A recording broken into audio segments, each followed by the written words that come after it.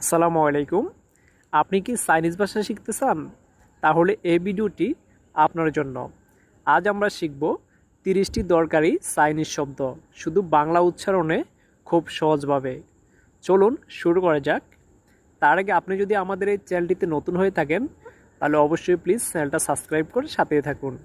আর প্রতিদিন নতুন নতুন ভিডিও পেতে পাশে থাকা বেল আইকনে ক্লিক করুন। তো চলুন শুরু করা যাক।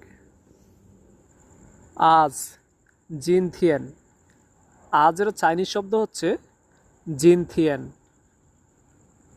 ছুটি, ফাংসিয়া।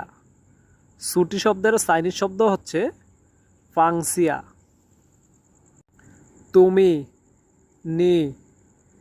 তুমি শব্দের চাইনিজ শব্দ হচ্ছে নি। নি এর বাংলা হচ্ছে তুমি। কি,